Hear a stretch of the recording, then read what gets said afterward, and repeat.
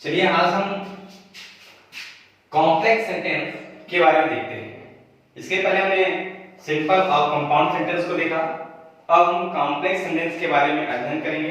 Class में भी हमने इस पर चर्चा किया है, लेकिन फिर से एक बार देखते हैं। पहले हम इसका स्ट्रक्चर देखते हैं। स्ट्रक्चर तो सबसे पहले इसमें एक प्रिंसिपल क्लास आएगा और फिर एक या एक से अधिक सब ऑर्डिनेट क्लास, इनको मिलाने से ही हमारा कॉम्प्लेक्स सेंटेंस का निर्माण होता है।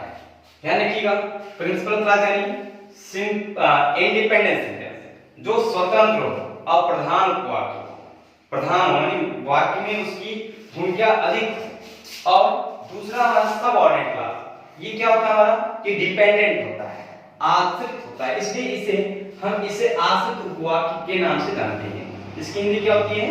आश्रित उपवाक्य। लिख लीजिएगा, सब ऑर्डिनेट क्लास की हिंदी क्या होती है? आश्रित उपवाक्य। यानी वह उपवाक्य जो किसी दूसरे वाक्य पे डिपेंड हो, उसे हम आश्रित उपवाक्य कहते हैं। तो यह रहा इसका स्ट्रक्चर में आप देख रहे हैं, प्रिंसिपल क्लास प्लस सब ऑर्डिनेट क्लास, यानी प्रिंसिपल क्लास एक होगा और सब ऑर्डिनेट क्लास की संख्या एक या एक से अधिक हो सकती है। तो आइए हम सब ऑर्डिनेट क्लास के बारे में थोड़ी सी जानकारी कर लेते हैं। सब ऑर्डिनेट क्लास ये तीन प्रकार के होते हैं। इसका देखिए, पहला जो होता है नाउन क्लास, एडजेक्टिव क्लास और एडवर्ब क्लास। नाउन क्लास भी 5 तरीकों से प्रयोग किया जाता है और इसी तरह से आपका एडजेक्टिव क्लास में भी बताया जाएगा और एडवर्ब क्लास। तो अभी हम बारी बारी से एक एक करके सबको पढ़ेंगे, ठीक है? चलो देखते हैं। हमने कहा कि आपको जो हमारा कॉम्प्लेक्स सेंटेंस है उसमें सब ऑर्डिनेट कंडीशन के मौजूद होता है। सब ऑर्डिनेट क्लास का निर्माण और सब ऑर्डिनेट क्लास जो होते हैं ये तीन प्रकार के होते हैं। हमने आपको बताया था noun class, adjective class, adverb class. तो चलिए हम नाउन क्लास के बारे में पढ़ते हैं। नाउन क्लास क्या होता है? नाउन क्लास मतलब ये वाक्य में एक उपवाक्य को दूसरे उपवाक्य के संज्ञा के प्रयोग में, मतलब संज्ञा के स्थान पे इसका प्रयोग किया जाता है। टोटली उस वाक्य को संज्ञा का रूप देता है। अब संज्ञा क्या होता है? संज्ञा आप जानते हैं, noun is the name of person, place और थिंग। अर्थात वह वाक्य एक शब्द, जैसे नाउन क्या होता है? नाउन जैसे राम एक शब्द है, कोई वस्तु है, पेन, ये भी एक शब्द है। ये सब क्या है? ये सब नाउन है। लेकिन ये शब्द है, इसलिए इसे नाउन कहते हैं। अगर एक वाक्य नाउन का कार्य करे, मतलब वो किसी व्यक्ति के लिए आ जाए, किसी वस्तु के लिए आ जाए, किसी स्थान के लिए आ जाए, तब वह वाक्य नाउन क्लास कहलाएगा। क्यों? क्योंकि वो टोटली वह किसका कर रहा है? वह नाउन का कार्य कर रहा है। अर्थात वह नाउन संज्ञा क्या करेगा? वो स्थान को संबोधित करेगा, वो किसी वस्तु को संबोधित करेगा, किसी व्यक्ति को संबोधित करेगा। तो ऐसे स्थिति में पूरे वाक्य को हम नाउन तो कह नहीं सकते, क्योंकि नाउन एक शब्द होता है और यहाँ पूरा वाक्य ही है नाउन का कार्य कर रहा है। यानी जब एक वाक्य नाउन का कार्य करे तो उस वाक्य को हम नाउन क्लास का नाम देते हैं। तो चलिए देखते हैं, ये 5 प्रकार से इनका प्रयोग किया जा सकता है। नाउन क्लास का प्रयोग 5 प्रकार से किया जा सकता है। तो चलिए देखते हैं। एग्जांपल में, यू आर अ थीफ, आप एक चोर हैं। It is known to all, यह सभी के द्वारा जाना जाता है। अर्थात प्रत्येक व्यक्ति ये जानता है कि आप चोर हैं। तो चलिए देखते हैं, इस सेंटेंस को हम जोड़ते हैं। हमने देखा यहाँ पर लिखा लास्ट में, नोटिस करिएगा, ये क्या है? पहला यूज है। मतलब हमने लिखा 5 प्रकार का यूज क्या होता है? पहला यूज है सब्जेक्ट टू ए वर्ड, यानी एक वाक्य को जो नाउन क्लास बनता हो, उस वाक्य को किस वर्ब का सब्जेक्ट बना दे उसे। जैसे हमने क्या बनाया? That you are a thief, कि आप एक चोर हो, कि आप एक चोर हो। ये पूरा एक वाक्य जो है ये अब एक व्यक्ति के लिए, एक वस्तु के लिए हो गया, एक व्यक्ति के लिए हो गया, एक स्थान की, यानी ये चोर की बात कर रहा है। ओनली फॉर थीफ, ये चोर कह रहा है और कुछ नहीं बता रहा है। अब इसकी क्रिया यहाँ आ गई, यानी ये कर्ता हो गया, ये क्रिया हो गई और ये कर्म हो गया। कर्ता क्या हो गया? That you are a thief, ये सब्जेक्ट हो गया। इज आपकी क्रिया होगी, हेल्पिंग वर्ब, और नोन आपका मेन वर्ब हो गया। तो इस तरह से आप देखेंगे, जब एक पूरा वाक्य आकर के वाक्य के जैसा ना करके बल्कि एक सब्जेक्ट का कार्य कर रहा है, एक संज्ञा का कार्य कर रहा है, तो ऐसे वाक्यों को हम नाउन क्लास कहते हैं। फिर से समझिएगा, नाउन क्लास मतलब जो नाउन की परिभाषा ही याद रखिए आप। नाउन की परिभाषा वह शब्द जो कि संज्ञा सॉरी जो किसी व्यक्ति वस्तु स्थान के नाम को दिखलाती है उसे हम संज्ञा कहते हैं। तो यह वाक्य भी एक व्यक्ति वस्तु स्थान किसी एक को दर्शा रही है, इसलिए ये संज्ञा तो नहीं कह सकते, संज्ञा का उपकरण संज्ञा उपवाक्य है, ये नाउन क्लास है। तो देखिए नेक्स्ट सेंटेंस देखते हैं हम लोग, ये अब इसे हमने क्या नाम दिया, सब्जेक्ट टू ए वर्ब। क्यों? क्योंकि ये नाउन क्लास जो है किस स्थान पे आया है, सब्जेक्ट के स्थान पे आया, इसलिए इसे सब्जेक्ट आ गया। आप जानते हैं सेंटेंस का जो स्ट्रक्चर होता है, पहले सेंटेंस सब्जेक्ट आता है, फिर वर्ब आती है, फिर ऑब्जेक्ट आता है। सब्जेक्ट फिर वर्ब यानी मेन वर्ब और ऑक्सिलरी वर्ब, दोनों वर्ब आते हैं। तो देखिए ये जो है ये कहां पे है,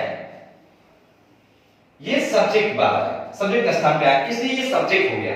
यानी जब नाउन क्लास का प्रयोग सब्जेक्ट के स्थान पे होगा तो उसे हम सब्जेक्ट टू ए वर्ब कहेंगे। फिर देखते हैं एक अगला एग्जांपल देखते हैं, Ram is a dull boy. Ram एक बहुत ही नीरस लड़का है और एवरी टीचर नोज इट, प्रत्येक अध्यापक इस बात को जानता है। हर अध्यापक यह बात जानता है कि राम क्या है, डल बॉय है। तो चलिए हम इसको कैसे करेंगे, ऑब्जेक्ट टू अ वर्ब के रूप में प्रयोग करेंगे। अब आप बताइए मुझे, ऑब्जेक्ट का स्थान कहां होता है, वाक्य में पहले होता है या बीच में होता है या अंत में होता है। तो चलिए हम एक बार स्ट्रक्चर को देखते हैं, सब्जेक्ट पहले आता है, फिर वर्ब आती है, फिर ऑब्जेक्ट आती है। यानी यहां पर जो हमारा नाउन क्लास होगा वह नाउन क्लास कहां जाएगा, वह अंत में जाएगा, वर्ब के पश्चात जाएगा, तभी उस प्लेस के नाम से ही उसी के नाम बनेगा ऑब्जेक्ट टू ए वर्ब। तो चलिए देखते हैं, पहले हम उस सेंटेंस को खोजेंगे जो नाउन क्लास बनेगा। क्या है कि Ram is a dull boy, यह बात जो है ये एक नाउन की तरह है, मतलब राम डल बॉय है। डल बॉय इस सेंटेंस से क्या मतलब निकलता है कि Ram dull boy, Ram dull boy, Ram dull boy अर्थात राम एक लड़का है, कैसा लड़का है, डल लड़का है। आप कह सकते हो कि नीरस राम ना, नीरस राम मतलब इसमें कोई रस ना हो, अर्थात जो बहुत ही उदासीन रहता है। तो ऐसे में कार्य क्या हो गया, एवरी टीचर नोज इट, प्रत्येक अध्यापक इस बात को जानता है कि राम नीरस लड़का है, राम नीरस लड़का है। तो राम नीरस लड़का, ये जो वाक्य है ये हमारा नाउन क्लास है। क्या हमारा नाउन क्लास है, लेकिन इसका प्रयोग वाक्य के अंत में हुआ। पहले कर्ता आया, फिर क्रिया आई, अब क्या आया, कर्म यानी ऑब्जेक्ट। जब ये वाक्य ऑब्जेक्ट के स्थान पर प्रयोग हुआ तो इसे हम क्या कहेंगे, इस सब्जेक्ट के स्थान पर प्रयोग हुआ, इसलिए सब्जेक्ट टू ए वर्ब का, ऑब्जेक्ट के स्थान पर प्रयोग हुआ, इसलिए क्या कहेंगे हम, ऑब्जेक्ट टू ए वर्ब। चलिए आगे के तीनों प्रकार देखते हैं। देखिए मैंने आपको बताया नाउन क्लास के जो एग्जांपल मैंने आपको बताया कि किस तरह से सब्जेक्ट टू ए वर्ब और object to a verb. Noun class का फिर से आप डेफिनेशन समझ जाइए कि नाउन क्लास होता क्या है। अगर नाउन क्लास को जान पाएंगे तभी इन चीजों को आप समझ पाएंगे। नाउन क्लास जानने के लिए नाउन को जानना अति आवश्यक है। नाउन क्या है, किसी व्यक्ति वस्तु स्थान के नाम को संज्ञा कहते हैं, लेकिन कब, जब वो एक शब्द में आए तब। अगर शब्दों का समूह किसी व्यक्ति वस्तु स्थान के नाम को दर्शाए तो उसे हम नाउन नहीं कहेंगे, उसे हम नाउन उपवाक्य कहेंगे। समझ में आया? मींस जब एक शब्द किसी व्यक्ति वस्तु स्थान को दर्शाएगा तो वो नाउन कहलाएगा, और जब एक से अधिक शब्द व्यक्ति वस्तु स्थान को दर्शाएगा तो नाउन क्लास कहलाएगा। ठीक है, तो अब हमने आपको बताया सब्जेक्ट टू ए वर्ब, जब वह क्लास वाक्य में सब्जेक्ट के स्थान में प्रयोग होगा तो वो सब्जेक्ट टू ए वर्ब होगा। अब जब वही क्लास वाक्य में ऑब्जेक्ट के स्थान में प्रयोग होगा तो ऑब्जेक्ट टू ए वर्ब कहलाएगा। आइए देखते हैं और भी दो तीन तरीकों से उनका प्रयोग होता है। पहला तीसरा तरीका है, I told you that yesterday, मैंने कल आपको बताया था, जो कुछ भी बताया था, you must rely on it, आपको उस पर भरोसा करना चाहिए था। कह रहे हैं कि मैंने जो कुछ भी आपको बताया कल, आपको उस पर भरोसा करना चाहिए था। अब इसको हम किस रूप में चेंज करेंगे, object to a preposition. Object to a preposition means कहने का मतलब यह है कि हमें जो भी ऑब्जेक्ट है उससे पहले प्रीपोजिशन का प्रयोग करना है। क्या करना है हमको, प्रीपोजिशन का प्रयोग करना है। चलिए देखते हैं सेंटेंस कैसे हुआ, यू मस्ट रिले, आपको भरोसा करना चाहिए ना, किस पर, ऑन व्हाट। अब ये ऑन क्या आपका प्रीपोजिशन है। प्रीपोजिशन क्या दिखाता है, समय, दिशा और स्थान, ये तीन चीज दिखाती हैं, तो ये स्थान दिखाने का कार्य कर रही है। देखिए यू मस्ट रिमेन ऑन, आपको उन चीजों पर भरोसा करना चाहिए, what I told you yesterday, जो कुछ भी मैंने आपको कल बतलाया था। तो ये जो आप देख रहे हैं ये ऑब्जेक्ट है, what I told you yesterday, जो कुछ भी मैंने बताया था, जो कुछ भी मैंने आपको बताया था, यही आपका क्या है, नाउन क्लॉज है। हम देखिए आपको ये कर्ता क्रिया है और ये ऑब्जेक्ट है। क्या जो ऑब्जेक्ट है उसके पूर्व हमने क्या लगाया है, ऑन लगाया है। ऑन यानी प्रीपोजिशन। हमने बताया कि यह सेंटेंस जो है आपका नाउन का कार्य कर रहा है, इसलिए इसे हम नाउन क्लॉज कहेंगे। और नाउन क्लॉज का प्रयोग किसके पश्चात हुआ है, प्रीपोजिशन के पश्चात हुआ, इसलिए इसे हम ऑब्जेक्ट टू ए प्रीपोजिशन कहेंगे। चलिए देखते हैं अगले एग्जांपल को। Ram has failed in examination, Ram has failed in examination, Ram परीक्षा में असफल रहा, the reason is his carelessness, परिणाम उसका जो ये रीजन है उसका कारण क्या है, उसकी लापरवाही इसका कारण है कि वो परीक्षा में असफल रहा।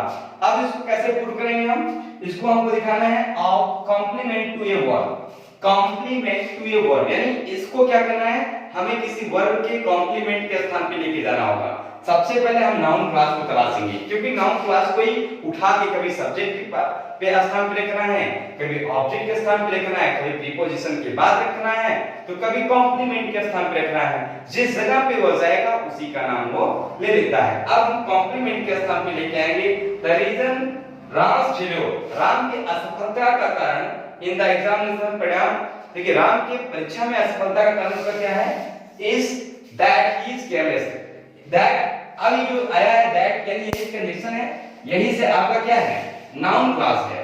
दैट ही इज केयरलेस, वह लापरवाह है, यही उसकी असफलता का कारण है, यही क्या आपका कॉम्प्लीमेंट है। चलिए एक बात और आप ध्यान रखिएगा, अब आप कहेंगे कि कर्ता हो गया, कर्ता देखिए क्या है, Ram failure in the exam, सही इतना बड़ा कर्ता है, कर्ता केवल एक शब्दों का नहीं हो सकता, कर्ता दो शब्दों का हो सकता है, कर्ता तीन शब्दों का हो सकता है, कर्ता एक वाक्य जितना बड़ा हो सकता है। The reason Ram failure in the examination पूरा का पूरा करता है, और ये क्या हमारा, ये हमारा वर्ब। अब ये क्या है, तो इस हिसाब से इसको ऑब्जेक्ट होना चाहिए, तो कॉम्प्लीमेंट क्यों कह रहे हैं, ध्यान रखिएगा। What is difference between complement and object, complement and object में डिफरेंस क्या है उसको हम बता देते हैं। कॉम्प्लीमेंट मींस होता है पूरक, ऑब्जेक्ट मींस होता है कर्म।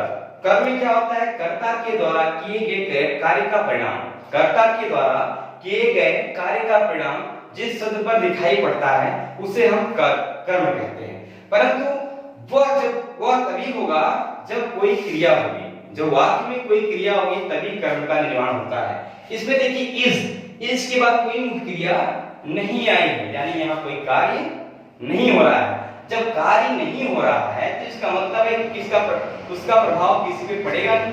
जब कर्ता कोई कार्य ही नहीं करेगा तो उसका प्रभाव किसी शब्द पर दिखाई नहीं पड़ेगा, और जब किसी शब्द पर उसका प्रभाव नहीं दिखेगा तो कर्म बेसिकली है, कर्म आएगा ही नहीं, और जब कर्म नहीं आएगा तो बाकी है क्या तभी। तो वही ऐसी स्थिति में जब मुख्य क्रिया अनुपस्थित हो और वाक्य के अर्थ को पूर्ण करने के लिए जिन शब्दों का प्रयोग किया जाता है उन्हें हम कॉम्प्लीमेंट कहते हैं। दैट ही, अब आपका प्रश्न है राम के परीक्षा में असफल होने का कारण है क्या, उसकी लापरवाही, उसकी लापरवाही, यही आपका कॉम्प्लीमेंट है। चलिए पांचवा एग्जांपल देखते हैं। बताया कि ये 5 प्रकार से प्रयोग होते हैं। 4 प्रकार में आपको बताया, subject to a verb, object to a verb, object to a preposition और object to a complement to a verb ना। अब ये चौथा जो प्रकार हमारा है इसको जानने से पहले एग्जांपल देख लेते हैं। हमारा क्या है, Gandhi ji was shot dead, Gandhi ji को गोली मार दी गई। द न्यूज स्प्रेड, और यह समाचार फैल गया ऑल ओवर द कंट्री, पूरे देश में, कैसे, लाइक ए वाइल्ड फायर, जंगल की आग की भांति। जिस तरह से जंगल की आग बड़ी तीव्रता से फैलती है, ठीक उसी तरह से गांधी जी की गोली मार कर हत्या करने वाली बात फैल गई देश में। तो अब इन दो सेंटेंस को हमको जोड़ना है। इसको जोड़ने के लिए देखिए हमने किसका प्रयोग किया, case in apposition to a noun, case in apposition to a noun. अब ये केस इन अपोजिशन होता क्या है, केस इन अपोजिशन मींस होता है साइड बाय साइड, जब किसी भी व्यक्ति वस्तु स्थान की उसकी विशेषता जस्ट उसके बगल रख दी जाए, जो भी चीज है उसके बगल में उसकी विशेषता को रख देते हैं कामा के अंतर्गत, तो उसे हम क्या कहते हैं, उसे हम केस इन अपोजिशन कहते हैं। तो एक बार फिर से हम आपको बताएंगे नाउन क्लास किसे कहते हैं। एक बार अपने मन में आप सोचिए नाउन क्लास किसे कहते हैं।